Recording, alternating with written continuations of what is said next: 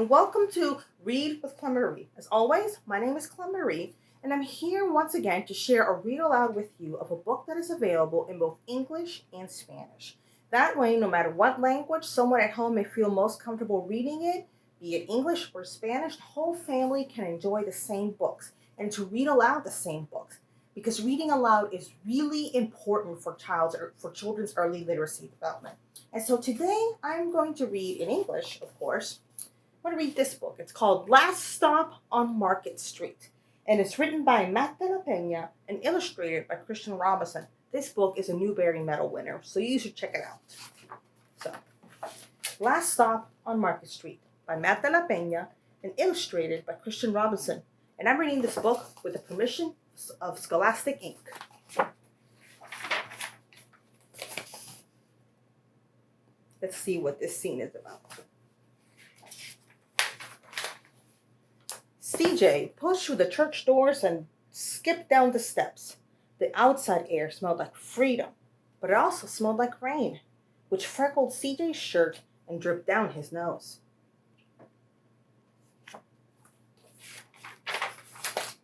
He ducked under his Nana's umbrella, saying, "How come we gotta wait for the bus in all this wet?" "Trees get thirsty too," his Nana told him. "Don't you see the big one drinking through a straw?" CJ looked for a long time, but never saw a straw.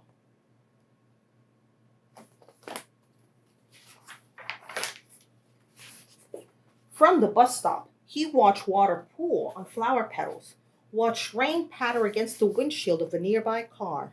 His friend Colby climbed in, gave CJ a wave, and drove off with his dad. "Nana, how come we don't got a car?" "Boy, what do we need a car for? We got a bus that breathes fire, and old Mr. Dennis, who always has a trick for you." The bus creaked to a stop in front of them. It sighed and sagged, and the doors swung open.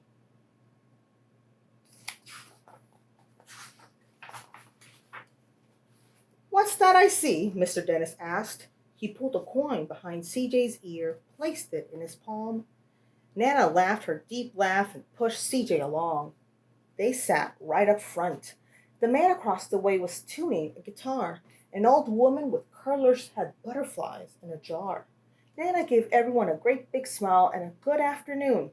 She made sure CJ did the same.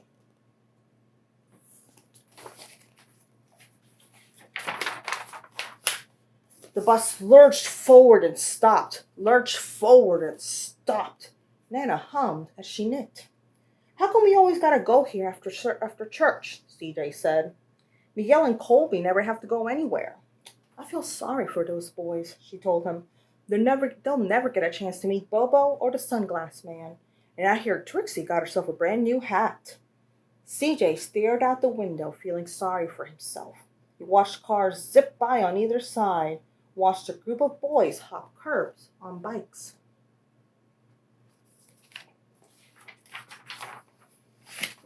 A man climbed aboard with a spotted dog. CJ gave up his seat.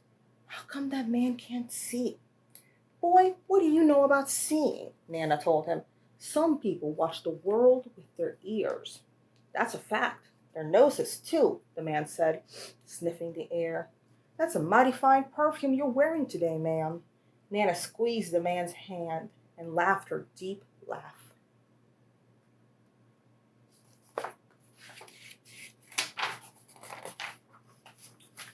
Two older boys got on next. CJ watched as they moved on by and stood in back.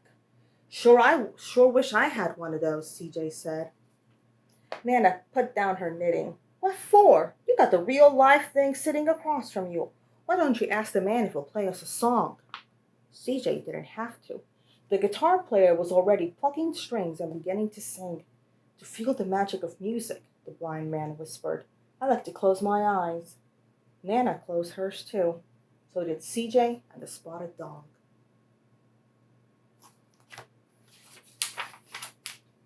And in the darkness, the rhythm lifted CJ out of the bus, out of the busy city. He saw sunset colors swirling over crashing waves, saw a family of hawks slicing through the sky, saw the old woman's butterflies dancing free in the light of the moon. CJ's chest grew full and he was lost in the sound, and the sound gave him the feeling of magic.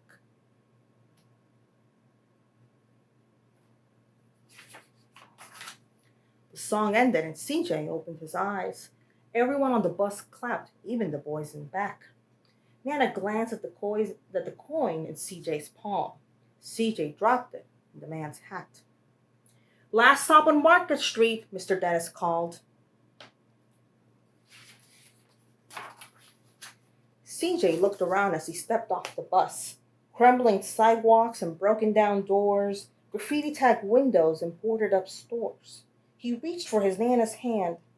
"How come it's always so dirty over here?" She smiled and pointed to the sky. "Sometimes, when you're surrounded by dirt, CJ, you're a better witness for what's beautiful."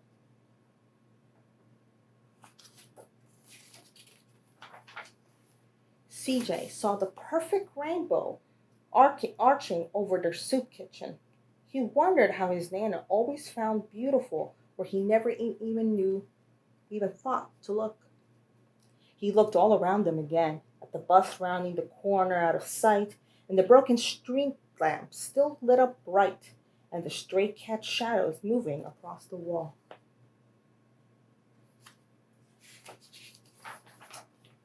When he spotted the familiar faces in the window, he said, "I'm glad we came."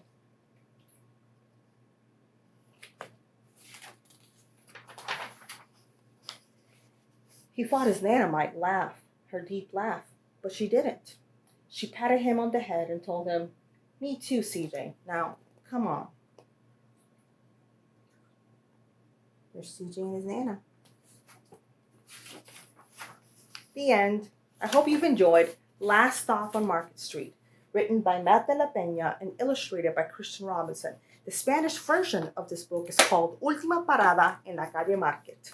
And you can check out both versions from Nashville Public Library. And you can watch both videos where I read both books in both English and Spanish. That's all the time we have for today. I hope you've enjoyed this read aloud and that you continue to read aloud at home together. Thank you.